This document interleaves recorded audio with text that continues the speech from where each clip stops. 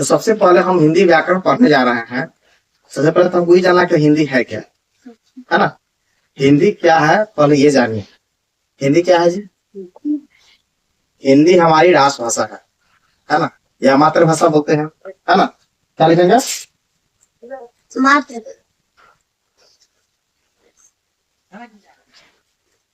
हिंदी, हाँ हिंदी पढ़ लेते हैं।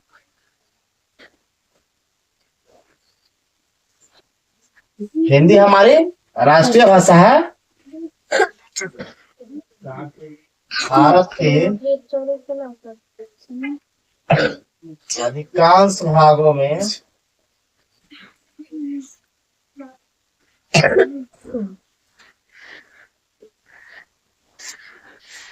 बोली एवं लिखी जाती है ना।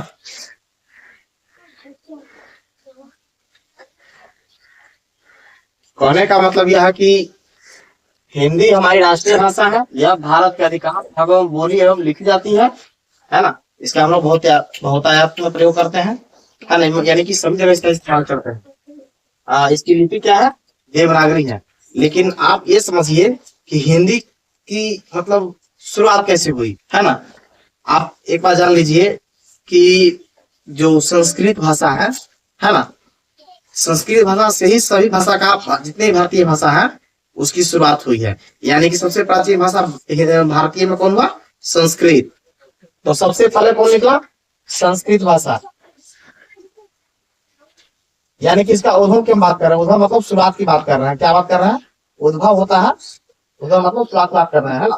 ठीक है, तो संस्कृत पहले उद्भव मतलब क्या हुआ आपको ये मतलब इसकी शुरुआत कैसे हुई, है ना।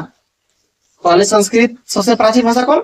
संस्कृत। उसके बाद आई प्राकृत भाषा, ठीक है। उसके बाद अपभ्रंश, तब जाकर उसका रूपांतरण होकर क्या आया?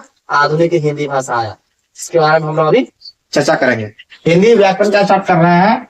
हिंदी व्याकरण में क्या पहले पढ़ेंगे हम लोग? वर्ण। क्या पढ़ेंगे?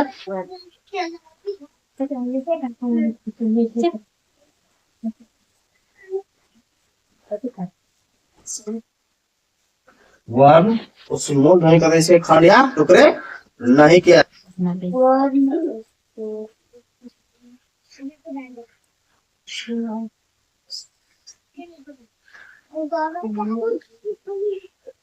हलंत लगे गया है, ठीक है। ये शब्द हो गया इसमें, ये सब शब्द है जो इसका कोई खंडन नहीं किया सकता, ठीक है। अब हम लोग जानेंगे वर्णमाला। क्या जानेंगे? वर्णमाला। ये तो जब समझिएगा कि वर्ण है तो वर्णों के समूह को क्या कहते हैं? वर्णों के समूह को वर्णमाला।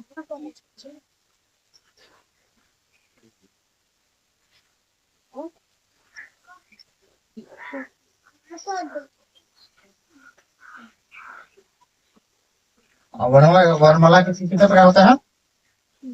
वर्णों के समूह के वर्णमाला का, इसमें सभी वर्ण आ गया जो आप जानते हैं, जो भी आप पढ़ते हैं, है ना। प्रथा से लेकर आ से लेकर सब। अब इसमें फिर अब वर्ण भी होते हैं दो प्रकार के। कौन होते हैं? स्वर वर्ण और व्यंजन वर्ण, है ना। इसका हम लोग जानेंगे स्वर वर्ण।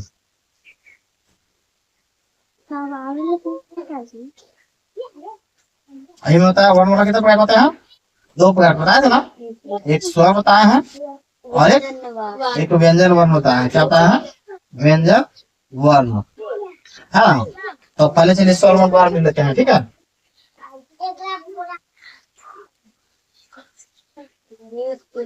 अब स्वर वर्ण में कितने आते हैं? 11 आते हैं। कितने आते हैं? 11 आते हैं। कौन कौन?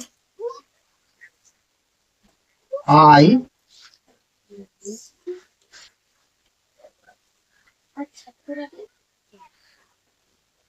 लिखा मन सभी पहुंचना लिखो।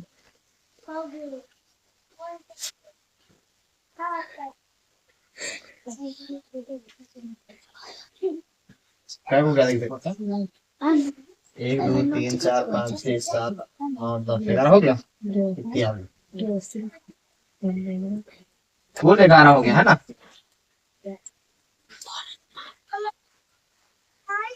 और क्या बच गया? व्यंजन वर्ण।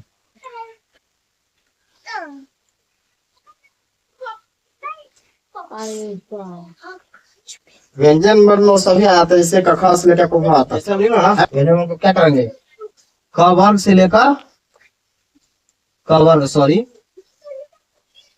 क वर्ग है ना, क वर्ग यानी कि कखा से लेकर है ना पवर्ग तक, क्या हो गया पवर्ग तक, यानी प पता है ना वहां तक।